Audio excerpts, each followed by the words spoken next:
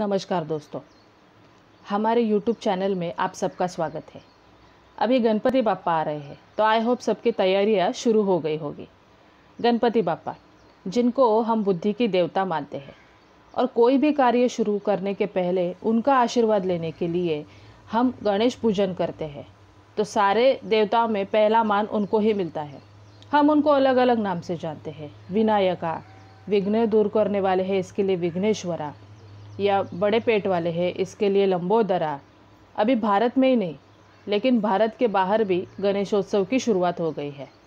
तो इस गणेशोत्सव की शुरुआत जो है वो सबसे पहले लोकमान्य तिलक जी ने की थी, जिन्होंने घर से बाहर सार्वजनिक गणेशोत्सव शुरू किया था।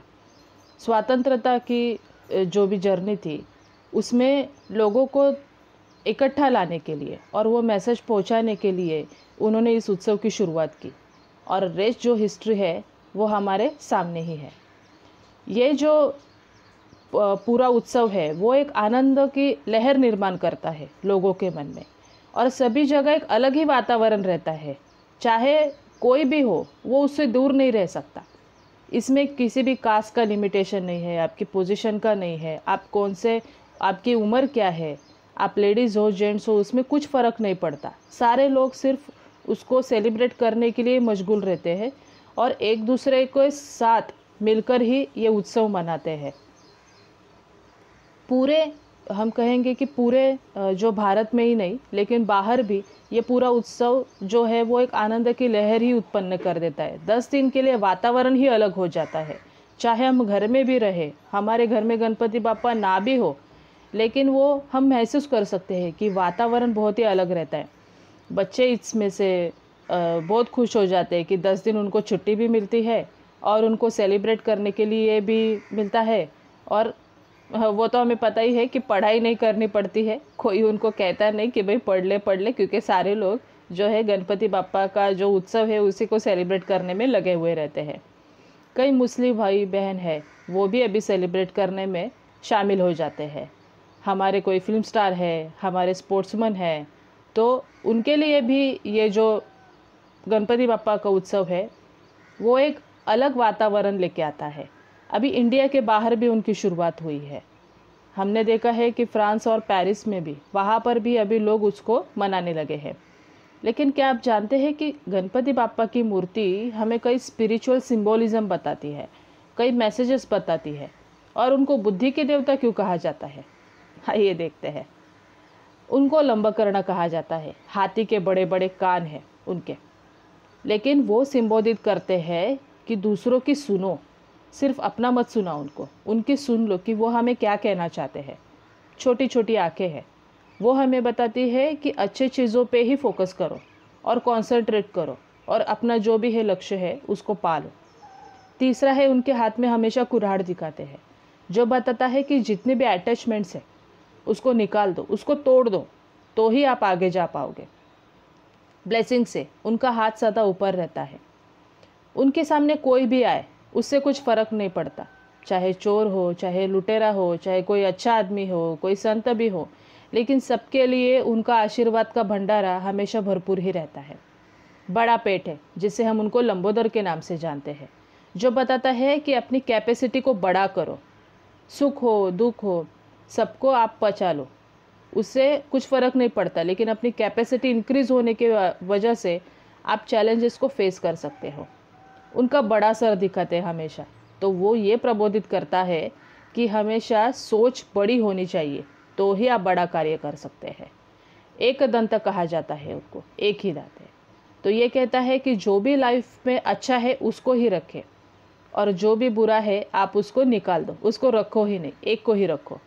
छोटा सा मुंह दिखाते हैं, वो हमें ये प्रबोधित करता है कि हमेशा कम बोलो, ज़्यादा मत बोलो। ट्रंक है, उनकी सूंड जो है वो दिखाता है कि हाई एफिशिएंसी और एडेप्टेबिलिटी की वजह से ही आप लोग जो है वो, आप अगर आप किसी भी चीज़ को अचीव करना चाहते हो तो उस चीज़ को पा सकते हैं। और उनके यहाँ पे हमेशा मूषक जी दिखाते हैं, तो मूषक ये दिखाते हैं कि अपने जितने भी डिज़ायर से, अपनी कितनी भी इच्छाएं अपेक्षाएं हैं, उनको अपने कंट्रोल में रखो, उनको अपने ऊपर हावी मत होने दो, तो सब अच्छा ही होगा। उसके बाद आते हैं प्रसाद। हम गणपति बापा के लिए प्रसाद बनाते हैं। तो प्रसाद हमेशा उनके पैरों के यहाँ पे रखते हैं, कभी भी ऊपर नहीं रखते, या हम कहेंगे कि जो भोग है वो गणपति बापा के सामने ही चढ़ाते पैरों के यहाँ पे। तो वो ये प्रबोधित करता है कि मटेरियल वेल्थ एंड पावर, कई हम कहेंगे कि 56 प्रकार के जो भोग है कई कई घरों में वैसे भी बनते हैं, लेकिन जो गणपति बापा को पसंद है चीज़ें ज़्यादातर वही बनाई जाती है जब भी 10 दिनों में।